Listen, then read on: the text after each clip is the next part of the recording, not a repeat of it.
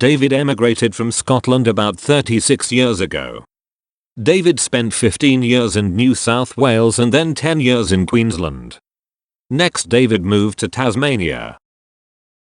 Whilst living in Tasmania, I had a major health event which really changed our whole outlook on life.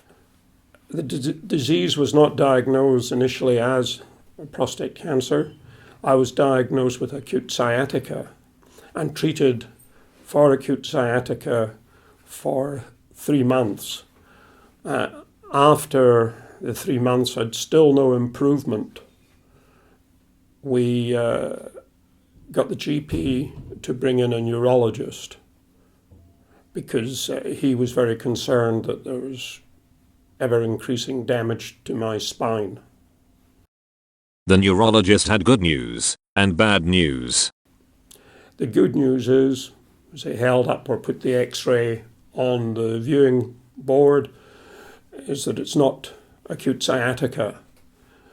It's these 4 grey shadows at the base of your spine, I think, are causing you the problem, pressing on nerves.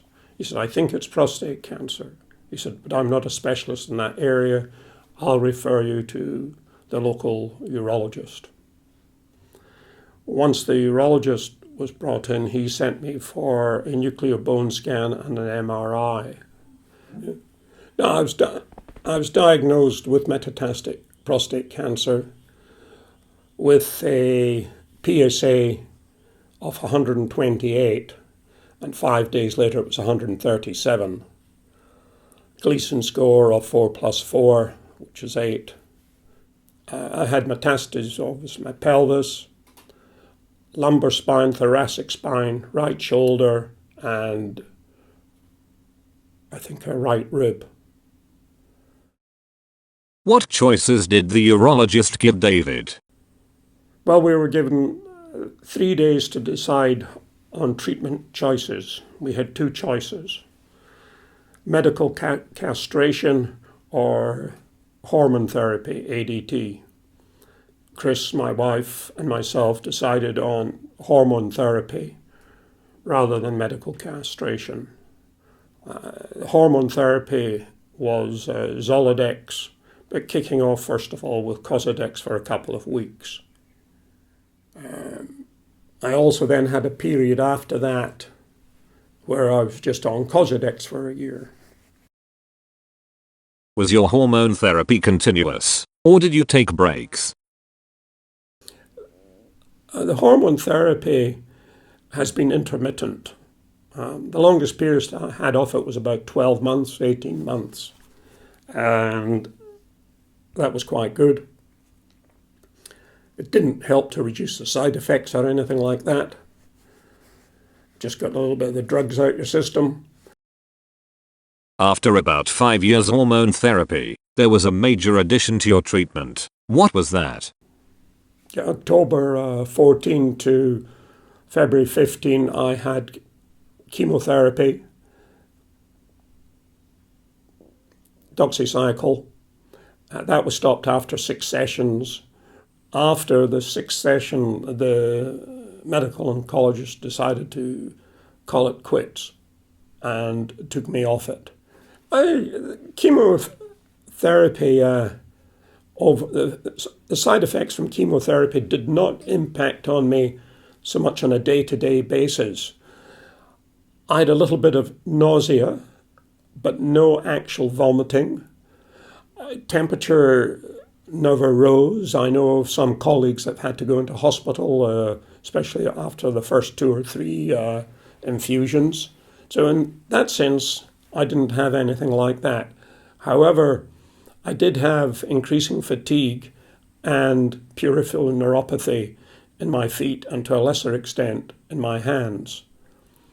The feeling of peripheral neuropathy is a bit like walking on marbles, and you're not sure it affects your balance sometimes. Well, in the 7 odd years that I've been on this journey, my highest PSA was 7 since they've brought the cancer under control. At present, or my last reading, which was about 4 weeks ago, was 4.1. Pain was the first symptom of David's prostate cancer.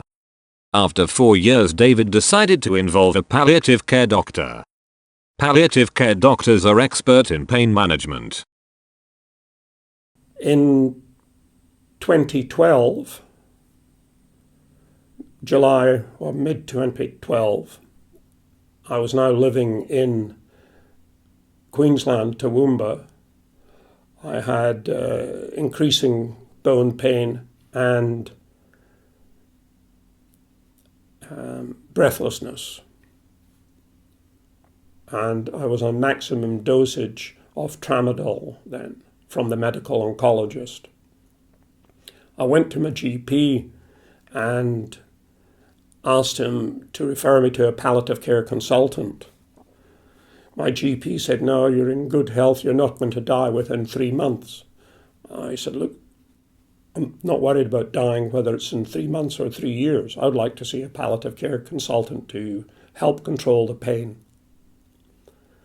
And he said, "Fair enough." And I saw a doctor specialised in palliative care consultancy at the Toowoomba General Hospital in about mid-July, and he had the pain under control within 2.5, 3 months by prescribing fentanyl patches and weaned me off the oral opiates.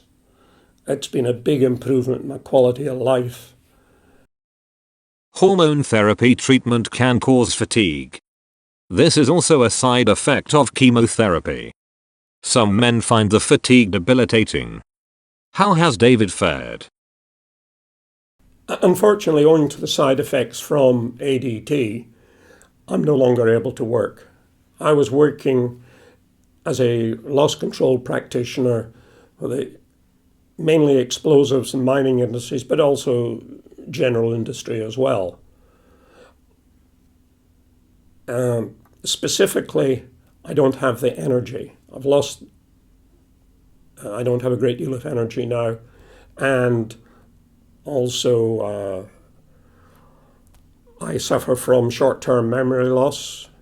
I get very anxious at times, which, when one's working in the explosives industry, is not exactly a good thing to be. I have to say, though, that we're all different and we all respond differently to the treatment. I have a colleague in Sydney diagnosed about a year or so before me, but similarly, and on the same hormone therapy, Zoladex and Cozadex. And since he's been diagnosed, he's continued to work 8 to 10 hours a day, work all day on a slasher. He's climbed Mount Kilimanjaro, goes snowboarding, skiing. Unfortunately, I lost my energy levels. He didn't. It is more than 7 years since diagnosis with metastatic prostate cancer. How is David's life today?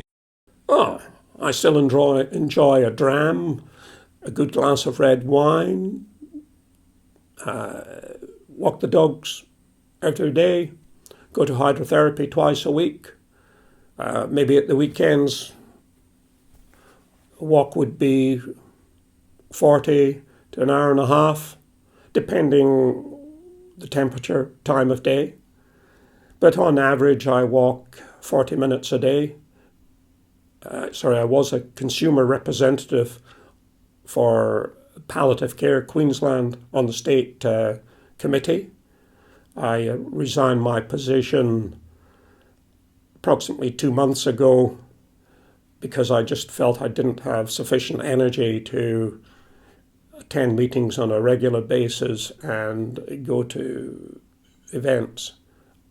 I have said to them that I would happily give presentations for them in the Toowoomba region and will continue to do so on palliative care.